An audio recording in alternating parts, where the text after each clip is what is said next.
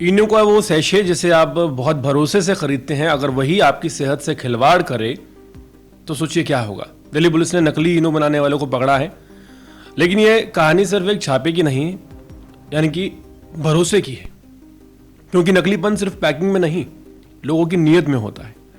और अब वक्त आ गया है कि सभी को मिलकर इन लोगों के खिलाफ मोर्चा खोलना चाहिए जो नकली माल बनाकर जनता की जिंदगी से खिलवाड़ कर रहे हैं।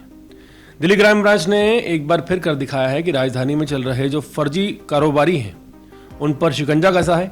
NR1 अपराध शाखा प्रशांत विहार की टीम ने हाल ही में एक ऐसी फैक्ट्री का भांडाफोड़ किया है जो इनो जैसे लोकप्रिय स्वास्थ्य उत्पाद की नकली पैकिंग कर रहे थे। इस छापेमारी में 91,000 से ज्यादा नकली इनो के सैशे, 80 किलो कच्चा माल, हजारों प्रिंटिंग रोल पैकिंग सामग्री बरामद की गई है। साथ ही फैक्ट्री चलाने वाले 2 लोग संदीप जैन और जितेंद्र उर्फ छोटू को गिरफ्तार किया गया है।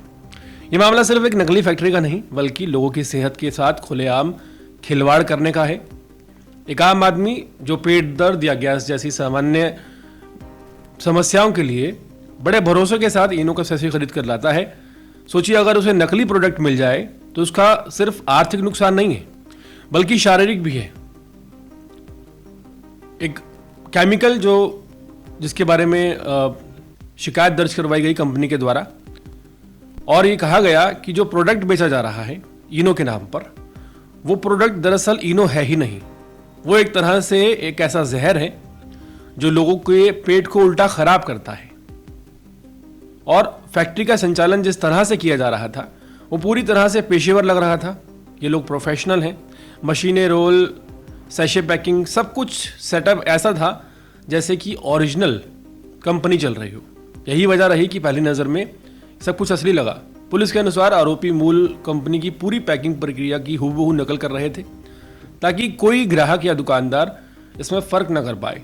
लेकिन असली सवाल यह है कि ऐसे नकली उत्पाद आखिर बाजार तक पहुंचते कैसे हैं। दिल्ली और आसपास के छोटे इलाकों में छोटे छोटे स्तर पर जो इकाइयाँ चलाई जा रही हैं वो बड़ी सप्लाई चेन का हिस्सा बन जाती हैं। ये नकली उत्पाद सिर्फ किराना दुकानों या फुटपाथ पर नहीं, बल्कि कई बार नामी दुकानों तक पहुंच जाता है, बड़े बड़े सुपरमार्केट्स में पहुंच जाता है। ये खतरनाक ट्रेंड है। नकली दवाइयों और स्वास्थ्य उत्पाद को बाजार जो है भारत में बढ़ता जा रहा है। रिपोर्ट्स बताती हैं कि हर साल करोड़ों रुपए के नकली मेडिसिन और हेल्थ प्रोडक्ट देश भर में बिकते हैं। ऐसे में दिल्ली पुलिस की ये कार्रवाई महज एक छापेमारी नहीं है, बल्कि इस पूरे नेटवर्क को तोड़ने की दिशा में एक अहम कदम है। दोनों ही जो आरोपी हैं उनको गिरफ्तार करके दिल्ली पुलिस जांच कर रही है कि इनके पीछे कौन सप्लायर है, फाइनेंसर कौन है। फैक्ट्री का असली मालिक संदीप जैन 8वीं तक पढ़ा हुआ है, जबकि उसका साथी जितेंद्र अनपढ़ है।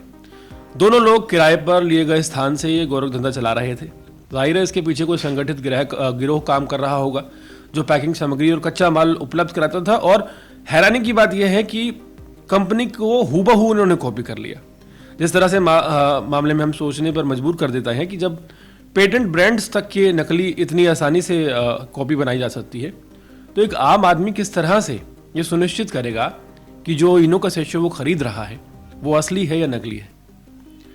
आपको बता दें कि दिल्ली पुलिस के साथ तालमेल मिलाकर जो एजेंसियां हैं वो बाजार से नकली उत्पादों को लगातार पकड़ रही हैं, उन लोगों की गिरफ्तारियां करी जा रही हैं। दिल्ली पुलिस की अपराध शाखा पहले भी नकली दवाइयों, सिगरेट, मसाला और अन्य उपभोक्ता उपयोगों के खिलाफ सफल अभियान चला चुकी है। इस बार कार्रवाई तेज और ठोस रही, लेकिन ये तभी स्थायी प्रभाव छोड़ेगी जब प्रशासन इन फैक्ट्रियों के पीछे छिपे बड़े चेहरों को बेनकाब करेगा।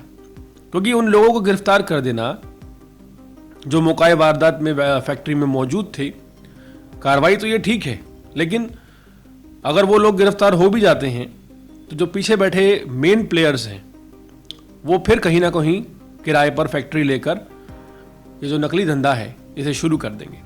सबसे ज़्यादा हैरानी की बात ये सामने आई है कि जिसको किराने की दुकान पर, पनवाड़ी की दुकान पर, दूध बेचने वाले की दुकान पर, केमिस्ट शॉप पर आप इनो कहकर खरीदते हैं, वो इनो नहीं रही थी।